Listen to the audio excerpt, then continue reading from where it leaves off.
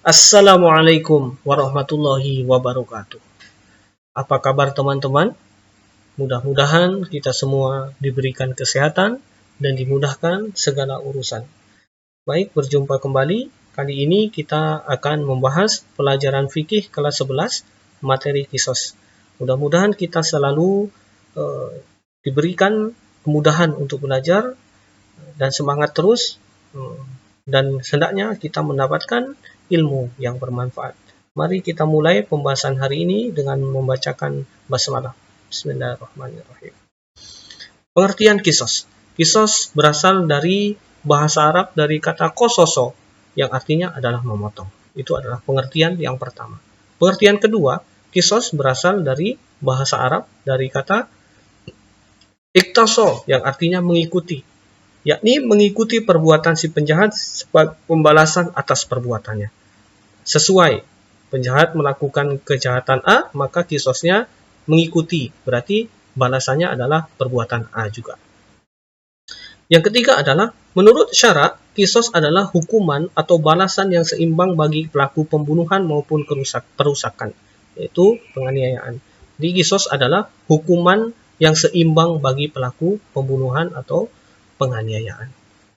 Dari pengertian ini, ketiga pengertian ini, maka bisa kita simpulkan kisos adalah hukuman bagi pelaku pembunuhan atau pelaku penganiayaan. Hukuman ini kemudian mengikuti ataupun harus seimbang sesuai dengan perbuatannya.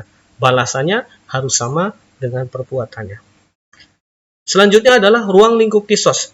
Ulama fuqaha, ulama fikih membatasi tentang ruang lingkup kisos, yaitu hanya dua saja dalam pembahasannya. Pertama adalah mengenai dengan jiwa atau pembunuhan, yang kedua adalah mengenai dengan badan atau penganiayaan. Jadi dua itu saja yang dibahas tentang kisos. Dalam istilah lain disebut dengan al-nafs wa al-jarohah, yang artinya adalah nyawa dan luka. Jadi pembunuhan dan juga penganiayaan, yaitu an-nafs wa al-jarohah. Macam-macam kisos. Berdasarkan pembahasan pengertian kisos di atas, maka kisos dibagi menjadi dua, yaitu kisos pembunuhan, yang kedua adalah kisos badan. Kisos pembunuhan yaitu adalah balasan atau hukuman bagi pelaku pembunuhan, dan kisos anggota badan adalah pembalasan bagi pelaku penganiayaan.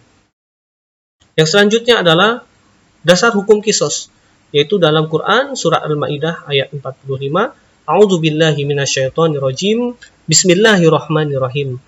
Wa katabna 'alaihim fiha annan nafsa bin nafsi wal 'aina bil 'aini wal anfa bil anfi wal uzuna bil uzuni wasinna bis sinni wal juruha qisas. Faman tasaddaqa bih fahuwa kaffaratul lah, wa man lam yahkum bima anzalallahu faulaika humuz zalimun. Artinya, kami telah menetapkan bagi mereka di dalam Taurat bahwa nyawa dibalas nyawa, mata dibalas mata, hidung dengan hidung, telinga dengan telinga, gigi dengan gigi, dan luka-luka pun ada kisosnya atau mendapat balasan yang sama. Maka dari arti ini kita dapat simpulkan bahwasanya kisos adalah balasan yang setara dengan perbuatannya. Barang siapa melepaskan hak kisosnya, maka itu menjadi penembus dosa baginya. Berarti siapa yang sudah dihukum pelaku kejahatan tadi, sudah dihukum dengan kisos, maka baginya adalah penembus dosa. Berarti dosanya sudah dihapuskan karena ia sudah dihukum dengan syariat Allah SWT. Syarat-syarat kisos yang pertama adalah orang yang terbunuh terpelihara darahnya, yaitu benar-benar orang yang baik. Jadi pelaku pembunuh apabila membunuh orang yang terpelihara darahnya, maka baginya kisos. Yang kedua, pembunuh sudah baligh dan berakal. Apabila pembunuh sudah baligh dan berakal, maka baginya kisos. Maka tidak kena kisos bagi pembunuh yang masih anak kecil, masih sobi, ya, masih mumayyiz, belum baligh. Nah, itu tidak terkena kisos. Atau pembunuh yang di sini dikatakan tidur, ya, tertidur kemudian membunuh orang dalam keadaan tidak berakal, maka baginya tidak ada kisos. Atau pembunuh yang mana pembunuhnya adalah gila, maka tidak ada baginya kisos. Selanjutnya adalah pembunuh bukan bapak atau orang tua kandung ya dari terbunuh. Yang membunuh bukan orang tua kandung. Maka apabila yang membunuh adalah orang tua kandung, maka sesuai dengan hadis Nabi yang kira-kira mafhumnya adalah seorang ayah yang membunuh anaknya secara sengaja, maka tidak dikisos. Umar bin Khattab pernah menghukum seorang ayah yang membunuh anaknya, yaitu dengan membayar denda mughalaghah, yaitu 100 ekor unta. Nah, pembagiannya nanti ada unta umur 2-3 tahun ya, hikoh, jat'ah umur 3-4 tahun, dan khilfah ya, yaitu unta bunting ya. Keseluruhannya dijumlahkan menjadi 40.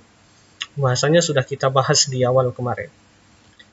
Selanjutnya adalah orang yang dibunuh sama-sama derajatnya dengan orang yang membunuh. Ini seperti orang Islam membunuh orang Islam, maka baginya kisos. Lalu bagaimana orang Islam membunuh orang kafir? Nah, perlu kita ketahui kafir ada dua, yaitu kafir harbi dan kafir zimmi. Kafir harbi adalah kafir yang menentang orang Islam dan memerangi orang Islam. Kafir zimmi adalah kafir yang dimana dia hidup berdampingan dengan orang Islam dan bersahabat dengan orang Islam. Maka apabila orang Islam membunuh orang kafir harbi, maka baginya kisos. Maka baginya tidak ada kisos. Mohon maaf, baginya tidak ada kisos. Tapi kalau membunuh kafir zimmi, maka baginya kisos. Selanjutnya adalah yang kelima, kisos dilakukan dalam hal yang sama, jiwa dengan jiwa, mata dengan mata, dan lain sebagainya. Ini seperti dalam Quran Surah Al-Maidah ayat 45, harus seimbang, harus sama, yaitu mata dengan mata. 5. Hikmah kisos. Yang pertama adalah efek jerah. Apabila kita terapkan hukum kisos, syariat Allah Subhanahu wa taala, maka niscaya orang akan jerah, tidak melakukan pembunuhan dan penganiayaan. Maka akan tercipta yang kedua, yaitu keamanan, dan juga tercipta yang ketiga, mencegah permusuhan dan lain-lain. Demikianlah materi pada hari ini. Ini pembahasan secara global. Nanti untuk spesifiknya dapat teman-teman baca di buku dan literasi lain sehingga membuka pemahaman kita. Demikian, mohon maaf atas segala kesalahan. Wallahu a'lam bishawab. Astaghfirullahalazim. Assalamualaikum warahmatullahi wabarakatuh.